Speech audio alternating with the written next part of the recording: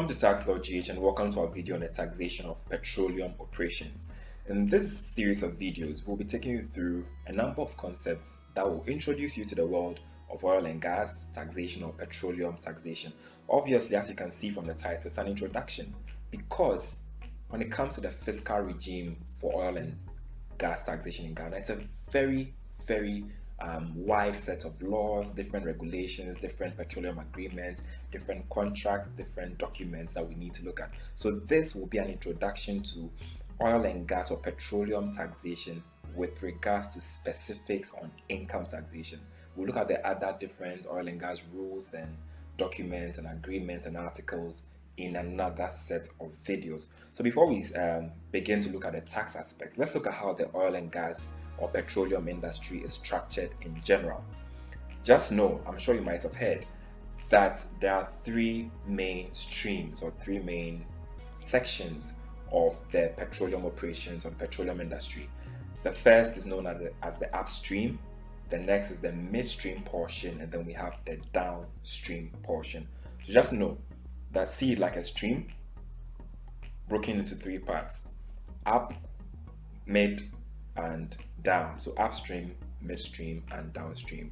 And we'll explain what each of these mean in a second or two. When we talk about the upstream operations, what has it got to do? Anytime you hear upstream operations, just think about it as those who are actually drilling the oil and gas, those who are in actual oil and gas operations. So we are saying this refers to anything having to do with exploration and production of oil and natural gas. So here, when we talk about exploration, it has to do with things like geological surveys and any information gathering used to locate specific areas where minerals or oil and gas are likely to be found. So think about it this way: before a petroleum contractor comes to a country like, say, Ghana to begin to explore oil, they need to begin to do some research to find out if there are oil reserves within that particular area. So they do a lot of work, they do a lot of seismic research, a lot of data gathering, a lot of exploration, a lot of prospecting to find out this particular area where I want to go and drill oil, do they even have oil reserves in that area? So all of that work is known as exploration, and it falls under the upstream operations. Then also upstream has to do with actual production. So that's where you're actually doing drilling and bringing oil and gas resources to the surface from the seabed. So after you've put in your machines and all of that, and you brought the oil and gas or oil from the seabed to the surface, we call that part of what? Production. So just see the upstream operations guys as those who are actually involved in the exploration and production of oil. Without them, there will not be any oil and gas, there will not be any petroleum to even talk about. They start the process, they go to the seabed, and they drill oil and gas for subsequent usage by everybody else. So that is upstream. How about midstream? When we talk about midstream really has to do with anything required to transport and store crude oil and natural gas before they are refined and processed into fuel and all the other things we use. So midstream includes pipelines and all the infrastructure that we need to move these oil and gas resources across long distances, such as pumping stations, tank trucks, rail tankers, and transcontinental tankers. So see the upstream guys as those who drill and bring the oil from the seabed to the surface. The midstream guys are in charge of transporting and storing the crude oil before it gets refined. So they are kind of in the middle. What you need to take away from here is that there are no clear cut places. For example, there are some people who double as downstream and midstream, as we'll find out shortly. So just see midstream as a blurry area between downstream and upstream. But the function of midstream really is to connect the two streams together. So they transport the raw crude oil, they store the raw crude oil, and they find different means of getting this crude oil across the board to the downstream guys. So for example, in Ghana, the bulk oil storage company BOST will fall under midstream, according to some literature really. So they have a function of serving as a connection, storing oil between the refinery stage and the exploration and upstream stage and the downstream guys. So when we talk about downstream at a very high level, this is the final leg. This includes everything involved in turning crude oil and natural gas into thousands of finished products we depend on every day. So some of the more obvious products are fuel, like you have gasoline, diesel, kerosene, jet fuel, heating oils, asphalt that we use to make our roads. All of these are derivatives of what? Raw crude oil. Then we are saying long chain hydrocarbons found in both oil and natural gas are also used to make far less obvious products like synthetic rubbers, fertilizers, preservatives, containers, and plastics for parts in countless products. Now that you know what this really is about, you have an idea what the downstream really looks like. Just know in summary that, quick recap, upstream gets us the oil, midstream transports and stores the oil, and downstream gets the final product for its different uses. So think about your fuel stations: Goil, Shell, Glory Oil, Unity Oil. All of those guys are in the downstream, right?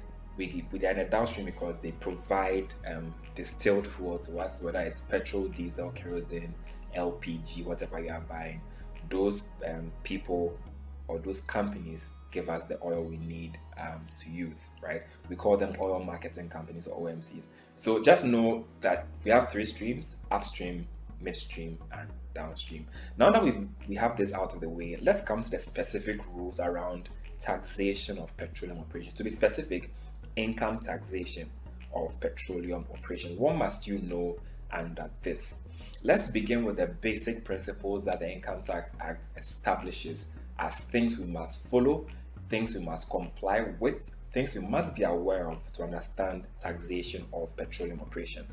The first is that the law imposes a tax on petroleum operations, which we'll be calling the petroleum income tax. Saying the petroleum income tax shall be calculated for each year of assessment by applying the rate specified in the fare schedule, which for information is 35%, to the chargeable income of a person from petroleum operations. However, where a person has chargeable income that is not from petroleum operations, then we'll tax them according to the first section of section 1. That is where, if you watched our basic principles video, that is where we impose tax. So under section 1, we are saying that person's tax payable for the year is income tax on their chargeable income, and then income tax on any final withholding payment during the year. So remember that here we have separated in essence the taxing regime for petroleum operations from other businesses. Also, we are saying that for the purpose of ascertaining the assessable income of a person from petroleum operations, anyone determining this assessable income shall do two things. One, they shall treat each separate petroleum operation as an independent business, and they'll calculate the tax liability of each business separately. What we mean here too is that there's something called ring fencing, RINGFENCING, ring and then fencing, right? What this means is if you're a company and you own, let's say, 2 blocks of oil or 2 oil field blocks. So let's say you have a share in block A, block B, all of them are like producing oil. We are saying that in as much as, or regardless of the fact that one person owns more than one oil block or oil block, the rule is that we'll determine the income or the tax payable for each oil block separately, regardless of the fact that one person does that. So remember that we treat them as independent standalone businesses. That's a concept that I'll run through. It's called the concept or the principle of ring fencing. Apart from this, we are saying section 31, which deals with the arm's length standard. So this is where we are saying, if you watched our previous videos, here we are saying that for the arm's length standard, we even mentioned this in the video on tax planning. The arm's length standard is, if you remember, we said it's an anti-avoidance measure used by the Commissioner General. Here we are saying that if two persons who are in a controlled relationship are dealing with each other, two people who are not independent are dealing with each other, they must deal with each other on terms that would have existed if persons who were independent were dealing. So if you and a related party, you and an associate, you and your family member are dealing, you guys will give yourself favorable business terms, right? Here we are saying that the terms you guys deal in should be the same as would have existed if it was a transaction between persons who were not related. So section 31 applies. We are saying that to an arrangement between a separate petroleum operation and any other activity of the person, where they are in a control relationship. So when it comes to oil and gas, just know that we try to apply the arm's length standard as well. If two related parties are in a petroleum operations, we are saying here that we must apply the arm's length standard to them, such that whatever price is set amongst themselves must be at market value, or must be at arm's length. Also, we are saying that it also applies to an arrangement subject to the third bullet below, which is the final bullet on the slide. Also, for the purpose of this, the transfer of an asset to or from a separate petroleum operation shall, for the purpose of the income tax act, be deemed to be an acquisition or disposal of the asset. So where persons who transfer assets among themselves occurs, this shall be deemed to be what? An acquisition by one person and a disposal of an asset by the other person. Remember, this will be at arm's length. Also, where two or more persons hold the petroleum right under an arrangement other than a partnership, a person who calculates the assessable income from the petroleum operation shall calculate the income of each person separately and calculate the assessable income of each person as if they were in a control relationship. So once again, the principle of ring fencing and arm's length is at play here. Where two or more people hold a petroleum right, a petroleum right is, as the name implies, what will give you the right to what? Begin to explore and go for production of oil. So here, where two or more persons hold a petroleum right, anybody calculating their assessable income shall calculate the income of each person separately. Person A separately, person B separately. And we will do it on the basis as if they were in a controlled relationship. That will apply the arm's length standard or the arm's length principle. Also, a person who is liable to pay petroleum income tax, including interest, fines, and penalties imposed under the Income Tax Act or the Petroleum Revenue Management Act of 2011, Act 815, shall pay the tax in the currency provided for in the applicable petroleum agreement, and in the absence of any agreement, then we use Ghana cedi. Take note that petroleum agreements are, as the name implies, they are contracts that are signed between a contractor. A contractor is someone who undertakes what? Exploration and production activities, and the state. The state being represented by the Ghana National Petroleum Corporation, or the GNPC, which we call the corporation. That's the government's oil company or government's petroleum company. So for now, just note that when it comes to petroleum agreements, they are contracts between a petroleum contractor and the government of Ghana on the other hand, and other petroleum contractors as the case may be. And the contract or the agreement stipulates the terms and conditions that apply or that will bind the current exploration and production area. So it says how would they share the oil they get, what terms and conditions will apply when somebody does something, how will even the operations be taxed, and then we call something fiscal stability clauses or fiscal guarantees. So petroleum agreements provide a wide range of provisions when it comes to taxation of oil and gas. So we'll look at petroleum agreements into detail in subsequent videos. But for now, just know that the petroleum agreements will stipulate the currency in which they are to deal in. Then we are saying here that where there is no such agreement, which is actually weird, unlikely to have oil and gas activity happen without petroleum agreements, and we are saying that in such a case, Ghana cedi will apply. But typically, it's in United States dollars, which is the price in which the oil is priced on the global oil market or the global world market for oil and gas. Let's come to separate petroleum operations. Let's begin to delve into the core oil and gas or petroleum areas.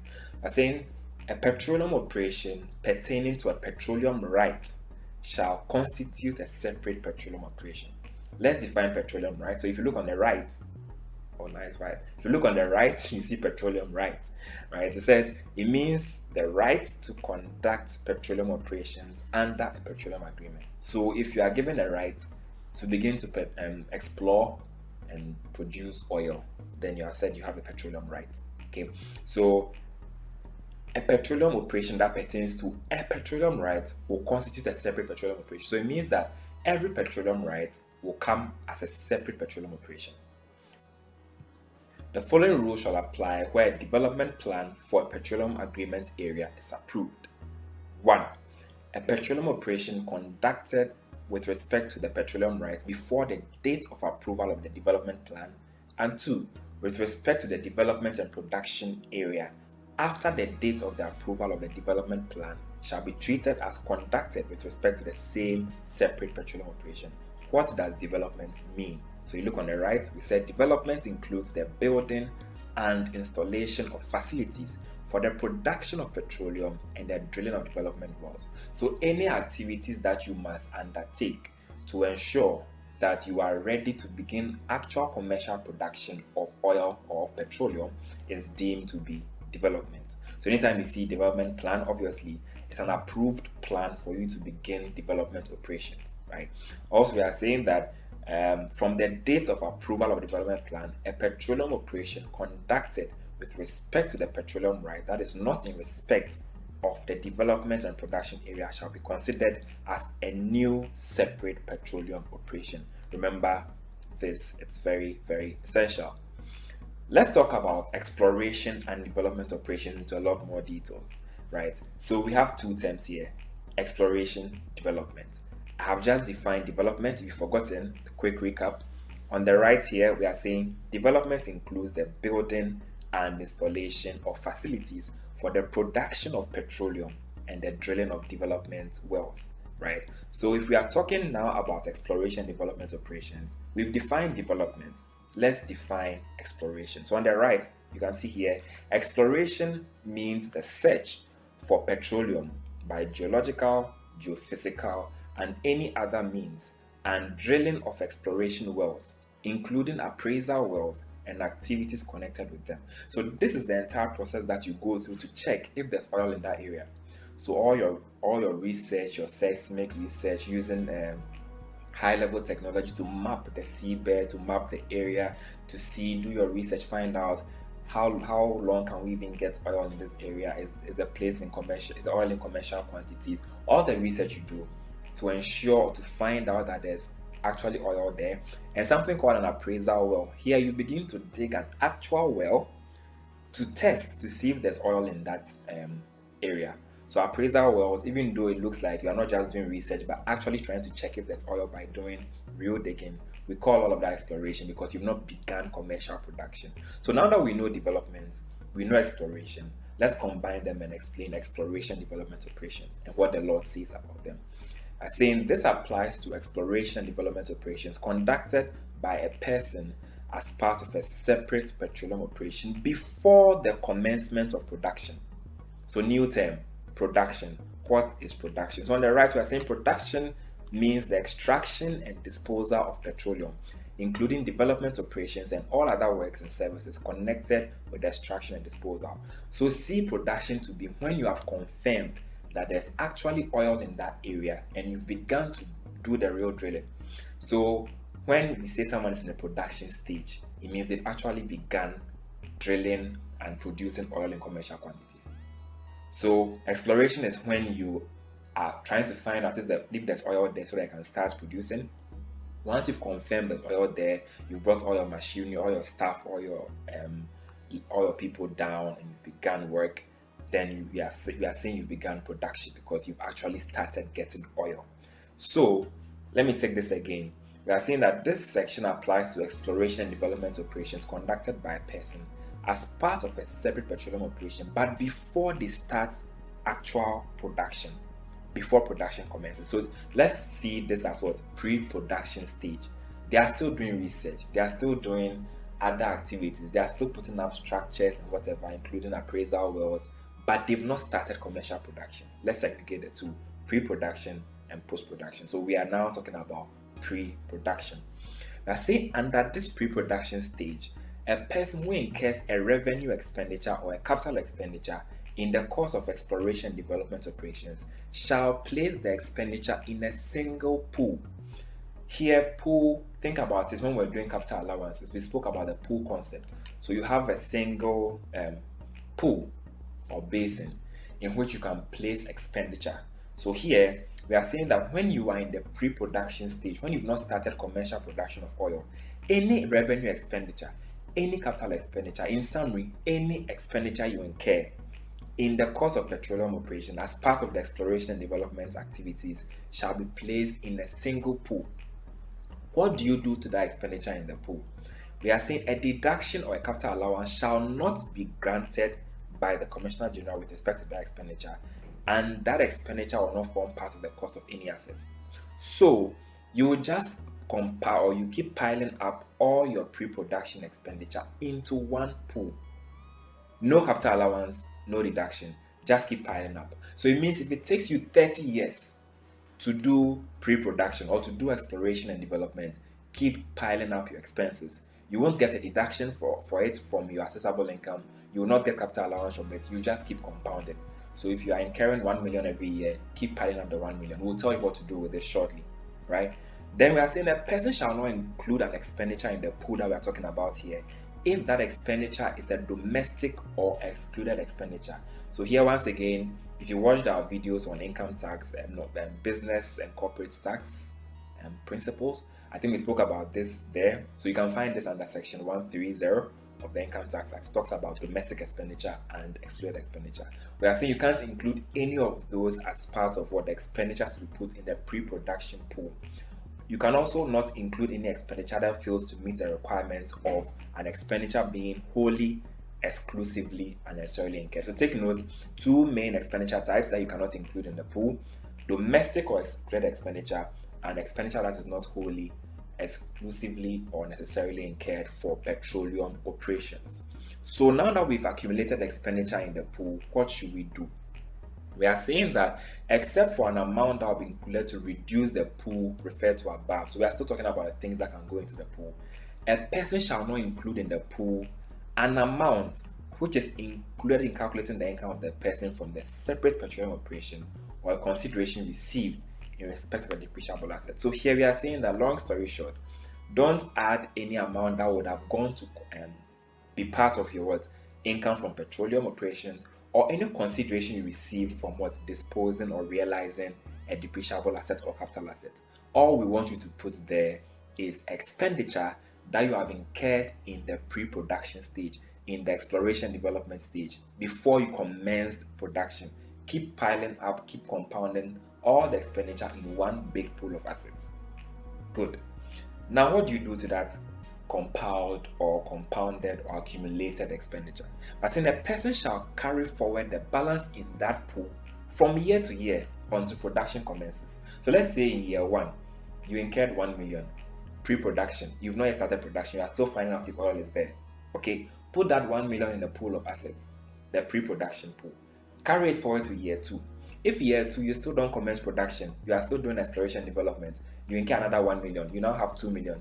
Put the 2 million together, carry it forward to year 3. In year 3, you've not commenced commercial production, you are still in exploration development, you incur another 1 million, 3 million. We are saying that keep carrying forward from year to year to year until production commences. You know, for some instances, there are some companies that will do exploration development for 10 years, find out eventually there's no oil and they have to go back home. It's painful. You would have spent all the money, all the time, and didn't get to produce, but it happens. That's oil and gas. It's a big risk industry, but it's a big reward industry as well. So here we are saying carry forward your pre-production balance from year to year to year until production commences. We are saying also that where at the end of the year of assessment, the balance in the pool is negative. Let's say for some weird reason, you are allowed to reduce the balance of the pool by some items, which I'll show you shortly. Now the balance of the pool is negative. Instead of a positive balance, you have negative. What do you do to that negative balance? The negative balance will be included in calculating your income, because now we deem it that you've entered income territory, right? So that negative balance will now be deemed as your income, will be added to your income from petroleum operations, and you'll be taxed accordingly at the petroleum income tax rate of 35%. And that negative balance shall not be carried forward to the next year of assessment. So let's put negative balance aside for a split second. Let's come to the positive balance. Where a person finally commences production, this is where they've discovered, okay, good news, we have oil in this area. Where a person commences production with respect to a separate petroleum operation, the balance in the pool of exploration development expenditure at that time shall be capitalized by that person, and the Commissioner General shall grant capital allowance in respect of that expenditure. If you haven't watched our video on capital allowances, I think it was in part 3 where we spoke about the capital allowance rules for petroleum operations, we said that for petroleum operations, all petroleum operation depreciable assets are placed in a pool of assets and are granted capital allowance at a rate of 20% on a straight line basis. So what do we mean here? When you commence production with respect to a separate petroleum operation, that balance in the pool that you've been carrying forward from year to year to year to year, because you are now in a production stage, you have left pre-production, put that entire balance in a pool, or it's already in a pool anyway, so capitalize it. Capitalize it means that under the third schedule of the Income Tax Act, it is now eligible for capital allowances and begin to grant capital allowance on a straight line basis at 20%. So, very important thing to remember for exploration development expenditure: when you incur them, keep carrying them forward every year whilst you are in the pre-production stage. Don't bother about production yet, don't bother about capital allowance yet. Keep carrying it forward, keep carrying it forward, keep carrying it forward. When you get to production, that is when you capitalize that amount and you begin to grant capital allowance. So the moment you are in the pre-production stage, no matter how much you incur, no capital allowance, no deduction, carry forward forever, forever, forever, until you get to production stage where you capitalize and grant capital allowance. Remember also that you cannot include domestic and excluded expenditure, and you can't include expenditure that is not wholly, exclusively, and necessarily incurred for the petroleum operation. So let's pause here, take this in, try and assimilate it. I think it's a lot for you. Then in our next video, we'll begin to look at proper concepts around how to tax the income of petroleum operations. We'll look at the rules around deduction for oil and gas operations and other very interesting concepts. So let's pause here. If you love this video, don't forget to smash the like button and don't forget to share this video within your entire network. I'll catch you in our next video.